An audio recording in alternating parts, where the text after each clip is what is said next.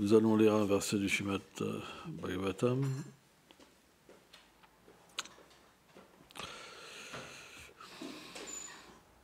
Troisième chant, chapitre 6, verset 10.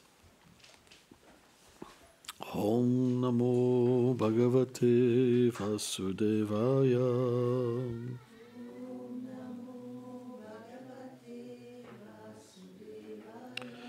Om Namo Bhagavate Vasudevaya.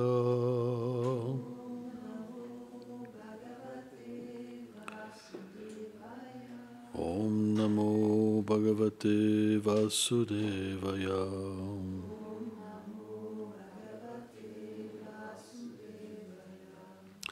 Smaram Veshvam Srijam Visho Vigyapitam Madhuksajam Virajam Atapat Svenam Tejam Chesham Vivitaye. Commentaire. En se rappelant de la prière des déités gouvernant le Mahatattva, l'agrégat des éléments matériels, et les autres différentes catégories, le Seigneur Vishnu, qui est au-delà des éléments matériels, activa le Virat Purusha, la forme universelle du Seigneur, pour cet accomplissement. Commentaire. En se rappelant des prières des déités gouvernant les différents éléments de l'univers, telles qu'elles sont mentionnées dans le Srimad Bhagavatam 3.5.49, le Seigneur manifesta sa forme universelle à travers son énergie interne, sa Sit Shakti, pour que les éléments puissent accomplir leurs fonctions. Omaganati Milandasya Kanam Jalam Shalakayo Shakshuru Meditam Jena Tasme Shigulave Namaham Namam Vishnu Padayam Krishna Plestaya Bhutale Shrimate Bhakti Vedanta Swami Niti Namine Namaste Sarasvati Deve Kaulavani Pracharine Nilve Shesha Sunyavadi Prachatya Dishatarine Vanchakalpatarubhyacha Kripa Sindhubhya Evacha Patitanam Pavanebhyo Vaishnavebhyo Namo Namah. Jai Shri Krishna Chaitanya Prabhu Nityananda Shri Advaita Gadadara Shivasati Gaur Bhaktavinda. Hare Krishna Krishna Krishna Hare Hare Hare Rama Rama Rama Hare Hare.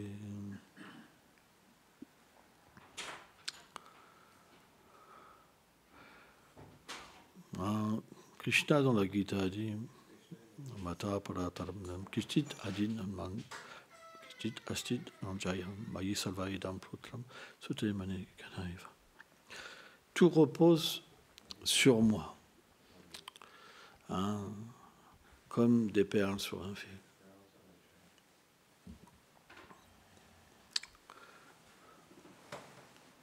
Krishna contrôle toutes choses. Srila Prabhupada mentionne que même le brin d'herbe n'a pas le pouvoir de bouger sans la sanction du Seigneur suprême. À ce point-là, tout est contrôlé par le Seigneur suprême, directement ou indirectement.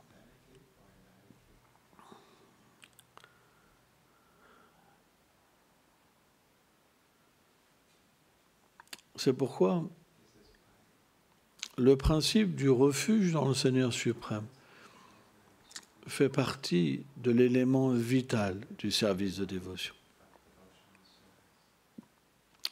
Et le refuge, il peut être obtenu par l'humilité.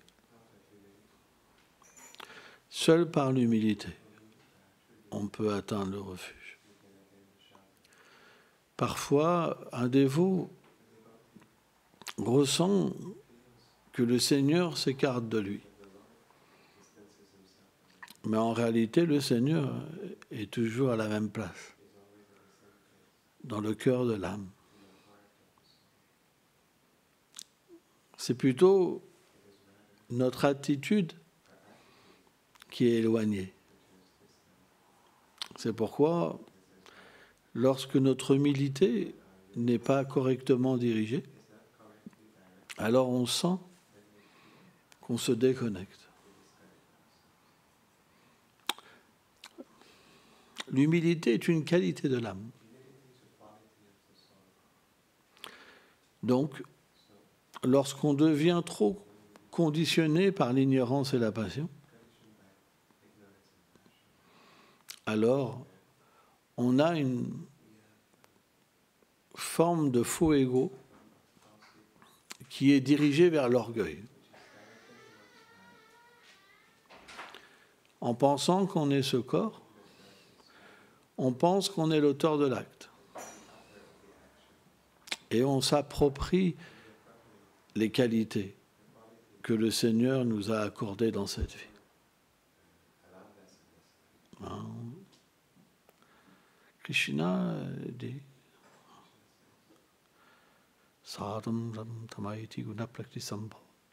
lorsque l'être vivant vient dans ce monde et qu'il touche aux trois gunas, au mode de la nature matérielle, alors il devient conditionné par ces influences. Donc, lorsqu'on est trop influencé par la passion et l'ignorance, alors on devient orgueilleux. Et l'orgueil, qu'est-ce que ça veut dire? Je suis ce corps. C'est moi qui fais. Je n'ai besoin de personne. Mais Krishna est miséricordieux. Car il dit dans la Bhagavad Gita qu'aucun être vivant ne peut cesser d'agir. Or, lorsqu'on est conditionné par l'ignorance et la passion qui prédominent sur la vertu, naturellement, on va accomplir des activités impies.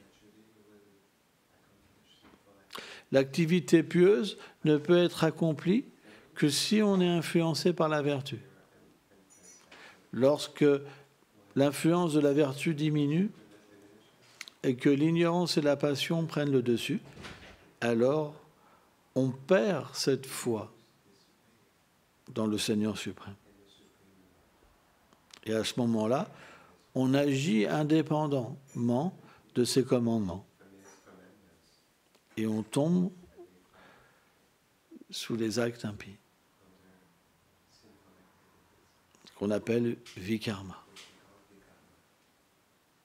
Lorsqu'on agit selon ces directives, mais en vue d'en prendre le fruit, ça s'appelle du karma. C'est l'activité pieuse. Lorsqu'on agit indépendant des instructions du Seigneur, ça s'appelle l'activité impie. Et lorsqu'on fait l'activité impie, on souffre. Et aussi le résultat, c'est qu'on plonge de plus en plus dans l'ignorance et la passion. Alors que lorsqu'on suit les devoirs prescrits dans les Védas, à ce moment-là, on se libère de plus en plus de l'ignorance et de la passion. Au fur et à mesure qu'on offre les fruits de nos actes au Seigneur suprême. Ça veut dire qu'on agit pour rien avoir en retour.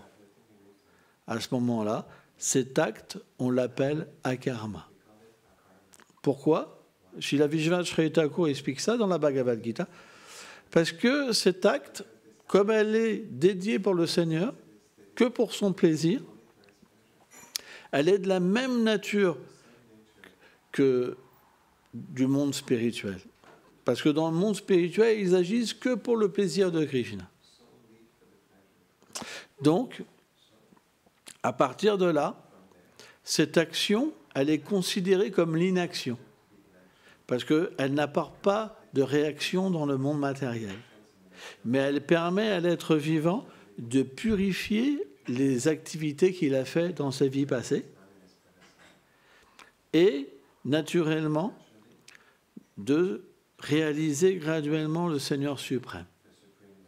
C'est pourquoi Srila Goswami explique que par les sens matériels, on ne peut pas réaliser le Seigneur suprême. Son nom, sa forme, ses attributs et ses divertissements. Ce n'est que lorsqu'il est satisfait du service de son dévot qu'il se manifeste. Donc, c'est par l'action. C'est pourquoi Seva, le service, est la chose qui est très importante. Et surtout, le service au gourou et au Vaishnav. Parce qu'à l'état conditionné, on ne peut pas servir directement Krishna. Ce n'est pas possible. De toute façon, même dans le monde transcendantal, on sert les dévots du Seigneur suprême. Donc, c'est pourquoi, dans l'Adi Purana, Krishna, il dit, celui qui croit être mon dévot direct, il n'est pas vraiment mon dévot. Mais celui qui est le dévot de mon dévot, il est mon dévot. Donc, le service, il doit être donné par un dévot pour qu'il soit authentique. Hein? C'est pourquoi Krishna dit dans ce verset Tadvidi Paripasana c'est vrai, cherche un maître spirituel, encarre-toi auprès de lui, hein, tout en le servant. Hein? Car l'âme réalisée peut te révéler le véritable savoir. Donc, qu'est-ce que c'est ce savoir? C'est pas que l'âme réalisée va vous révéler tout de suite, vous êtes un petit gopa, une petite gopie, vous avez ça, ça, ça. Non, ça ne servira à rien. Parce que si vous n'êtes pas purifié, ça n'aura pas d'effet en vous. Hein? Ça ne veut pas dire que ça ne portera pas un effet plus tard. Parce que le pur dévot, quand il dit quelque chose, ça aura un effet. Parce que lorsqu'il révèle quelque chose, c'est sous l'effet de l'extase spirituelle. C'est sous l'effet de la miséricorde de Srimati Radharani. Ce n'est pas un effet ordinaire. Mais si la personne n'est pas prête, ça ne se manifestera pas tout de suite. Il faut une certaine pureté pour comprendre qui on est. Il faut déjà avoir une expérience spirituelle. Quand on arrive dans les stades de Ruchi, où on peut avoir un goût, selon Srila Vishvara Thakur, qui est inconcevable. Hein, dans le Madhurya Kodambini, il dit Ruchi, c'est un goût qui est inconcevable. Hein. À ce niveau-là, on peut avoir des petits éléments du goût, hein, de quelle manière on désire éternellement servir Radha et Krishna. Et donc, lorsqu'on devient intoxiqué par ce désir, quand l'avidité est là, automatiquement, le gourou, dans les stades Ashakti, par exemple, il peut révéler qui est l'être vivant. Pour que ça s'accorde avec la réalisation du disciple et pour donner des éléments pour aller plus loin. Mais si on vient comme ça, sans qualification, comme Nimi Maharaj, il avait posé des questions au Yogendra quand il était plus jeune. Quand on approche des sadhus, alors qu'on n'est pas qualifié, mais qu'on veut obtenir quelque chose qui n'est pas possible, alors le sadhu ne répond pas. Le disciple va poser une question, mais là, ceci, cela. Le gourou, il pense, mais il a plein de concupiscence. Il ne contrôle même pas ses sens. Et comment il peut m'approcher pour ça? Le gourou, il ne répond pas. Il va plutôt lui dire, étudie la Bhagavad Gita, purifie-toi, aie des bonnes bases. Tu n'as même pas de goût pour faire le service. Le principe d'un dévot, c'est qu'il a du goût pour servir Krishna. Si vous n'avez pas de goût, vous n'êtes pas un dévot. Vous aimez vous servir vous-même. Vous êtes un gros matérialiste habillé en orange. Vous dites, j'ai pas de goût pour servir. Donc vous êtes là pourquoi? Par intérêt. Pour avoir la planque, hein, pour bien manger, mais vous n'êtes pas enclin à servir. Donc il ne peut pas avoir d'amour. Vous ne pouvez pas développer l'amour de Dieu. Krishna ne peut pas venir. Parce que Krishna est attiré lorsque vous le servez avec amour. C'est quelque chose qui est très important.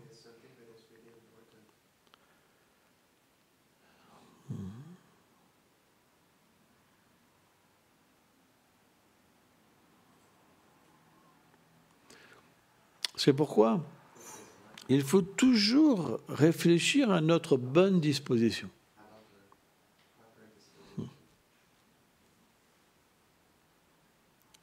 Et pas se faire avoir par Maya. L'énergie matérielle est très puissante. Elle vous fait penser que vous êtes bien dans ce monde. Tout va bien. Mais quand la mort vient, on ira où? Si vous n'êtes pas conscient de qui vous êtes, comment vous voulez aller dans l'endroit? Vous allez aller dans votre conscience au moment de la mort.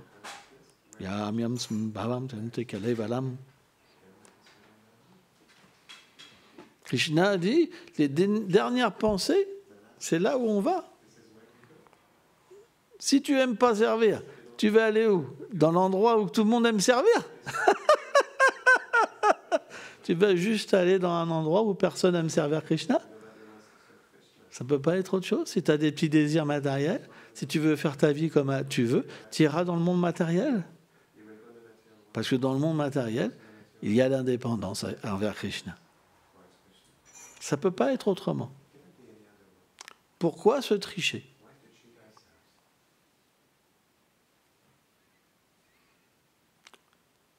Madhya Madhikari, qu'est-ce que ça veut dire? J'aime servir.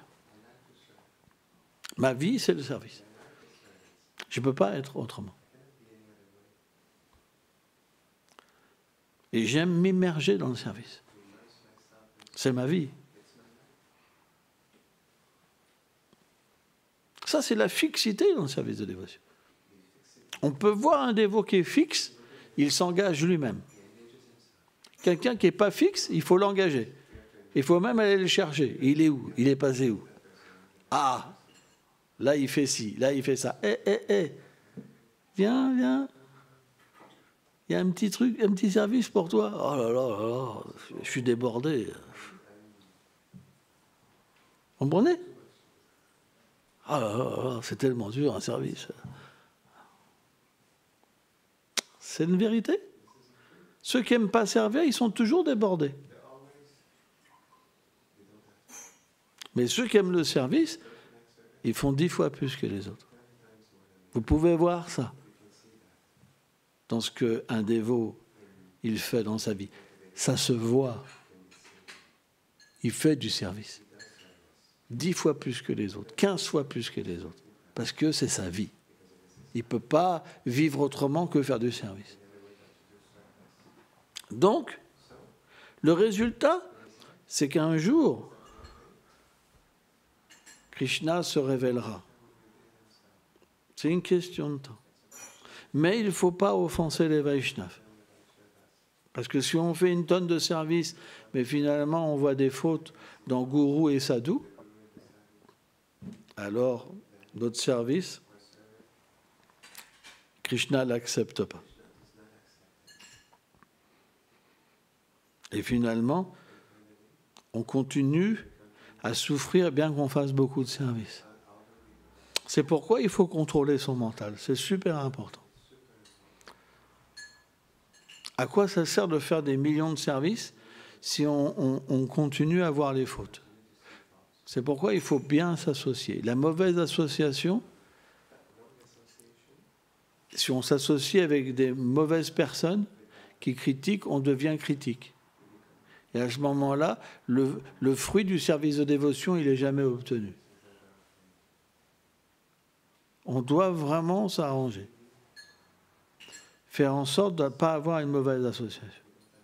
Et par exemple, si on vit dans une chambre, parce que parfois dans des temples on vit ensemble, si quelqu'un critique, on doit lui apprendre à arrêter.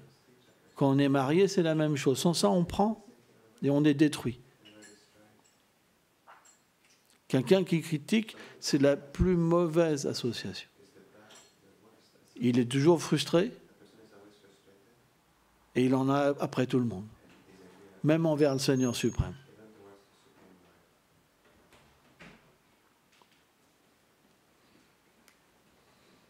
Et on le voit, leur vie, c'est la souffrance. Et c'est vrai, on voit ça dans les dévots qui critiquent. Ils ne sont jamais contents. Jamais. Jamais ils ont eu de goût pour le Saint-Nom. Même pas une miette. Mais si on fait le service avec la bonne attitude, alors la purification vient. Et la réalisation de Krishna vient. Et le goût pour le Saint-Nom vient. C'est une science, vraiment. Et on doit la prendre très au sérieux. On ne doit pas critiquer les Vaishnavas. C'est super important. Chaitanya Mahaprabhu a même dit lui-même qu'il étreindrait une personne qui ne critique personne. Vous vous rendez compte? Parce qu'il n'y a qu'un Vaishnav élevé qui voit toujours les êtres plus élevés que lui. C'est très rare. C'est extrêmement rare. Une personne qui va regarder chaque personne et qu'il voit quelqu'un de plus élevé que lui. C'est extrêmement rare. Soudam, il avait raconté une histoire par rapport à ça. Je ne me rappelle plus. Donc, on doit vraiment faire attention. Cet orgueil, c'est notre pire ennemi. Et pour que cet orgueil soit détruit, on doit prendre refuge. Et le refuge, c'est le maître spirituel, Srila Prabhupada. Car lorsqu'on prend refuge d'un Vaishnav, Krishna fait les arrangements pour que les qualités du Vaishnav soient révélées aux disciples. Si le disciple n'est pas tordu, à ce moment-là, on devient contrôlé par les qualités du maître spirituel, par son amour qu'il a pour nous, par sa miséricorde. Et alors, l'humilité vient. Et surtout, l'attitude de service. Quand l'humilité vient, on veut servir tous les dévots. On veut être le plus petit. On ressent tellement d'amour. C'est ça le service au gourou. Mais quand on voit les fautes dans le gourou, quand il n'y a pas cette connexion, due à une mauvaise perception, on ne ressent pas cette extase de servir et d'être le plus petit. À ce moment-là, la communauté, ça devient des êtres qui sont orgueilleux et qui se protègent des uns les autres pour ne pas se faire avoir. Et tout est gâché. Il y a une apparence de dévotion, mais il n'y a pas de pure dévotion. Et chacun se triche les uns les autres. C'est très subtil. Et une fois qu'on rentre là-dedans, c'est pas possible de s'en sortir. Il faut vraiment s'abandonner au chant des saints noms. Sauve-moi. Sous la protection de Gourou, Prabhupada. Et là, à ce moment-là, par le flot de la miséricorde, alors on peut se recentrer et avoir une bonne attitude. Et ceux qui sont orgueilleux, qui sont enorgueillis, ils verront cette attitude comme un défaut. Mais on ne peut rien faire, c'est comme ça. Ah, regarde, il se prend pour ça, regarde. Ça deviendra même l'objet de la critique. Mais le dévot qui est humble, alors il reçoit ça comme une miséricorde. Et il devient de plus en plus humble et cher au Seigneur suprême. La vie communautaire, c'est pas quelque chose qui est facile. Il y a beaucoup, beaucoup de pièges. On peut facilement perdre son humilité en ayant des places illusoires comme commandant de temple ou président de temple, GBC, etc., etc. C'est très subtil parce que quand on n'est pas pur et qu'on reçoit un pouvoir, il y a une forme d'orgueil qui vient. Par exemple, prendre sannyas, être gourou, si on n'est pas qualifié, c'est juste une source de problème. Parce qu'on va penser, d'ailleurs, Sarvabhauma Bhattacharya, lorsque Mahaprabhu il voulait prendre sannyas, ou il avait pris sannyas, Mahaprabhu il avait que 24 ans. Et il était dans la fleur de sa jeunesse. Il était tellement beau.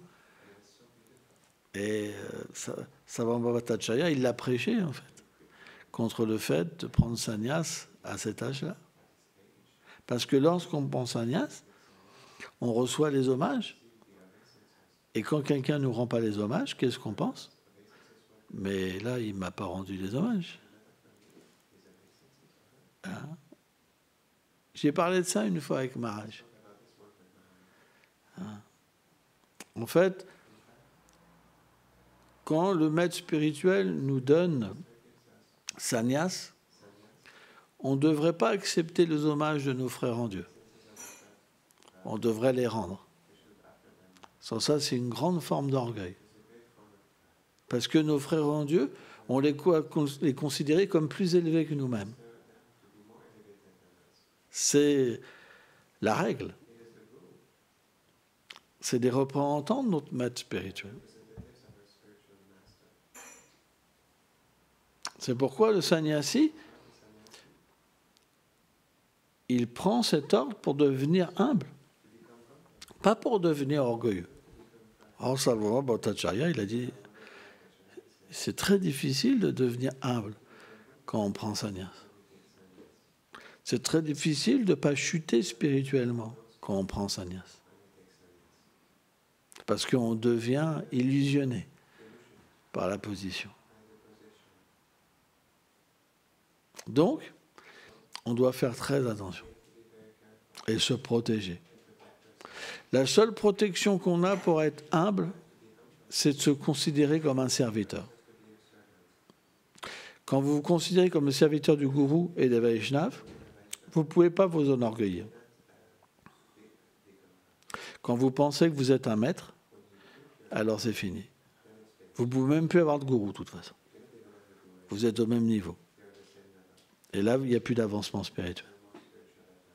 C'est fini. Jusqu'au moment où que la miséricorde vient. Parce que lorsqu'on pense comme ça, à un moment, ça devient trop difficile.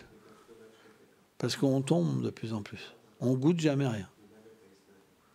Et comment on pourrait se maintenir comme ça? Donc, si on a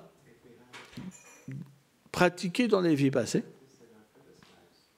si on n'a pas assez pratiqué, on s'en va.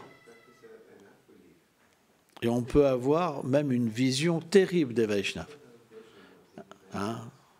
Mais si on a pratiqué dans les vies d'avant, alors on peut recevoir l'aide du Seigneur suprême.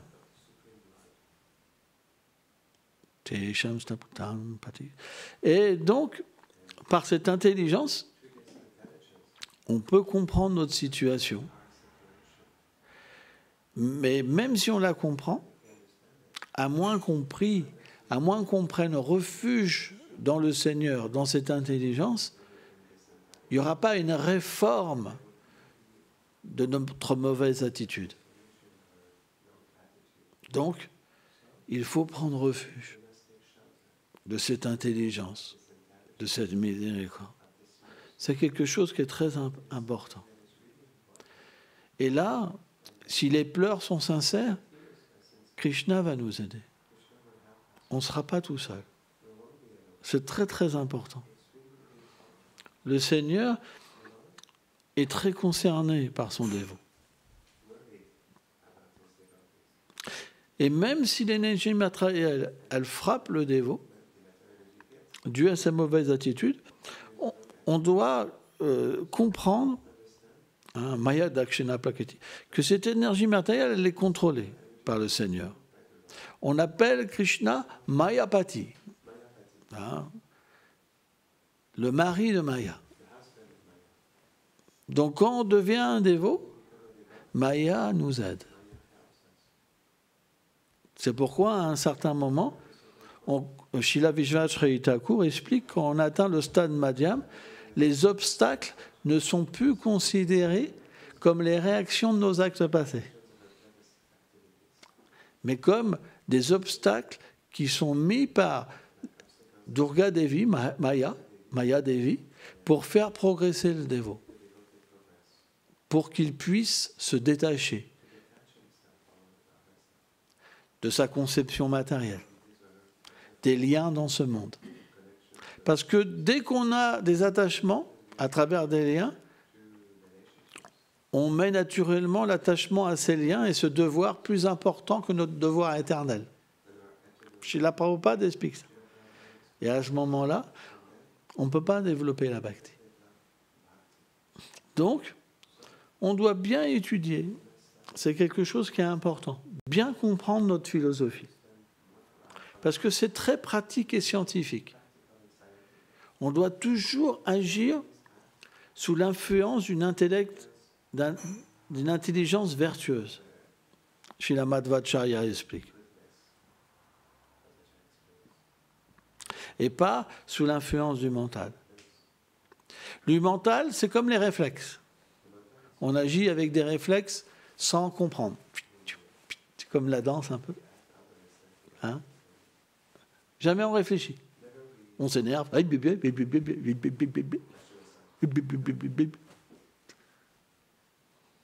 Tout le temps. Mais on ne réfléchit jamais à notre condition. Et ça, c'est pas bon. On doit analyser notre vie. Et mieux, on doit vivre avec les Écritures. C'est ce qu'on appelle l'acharya.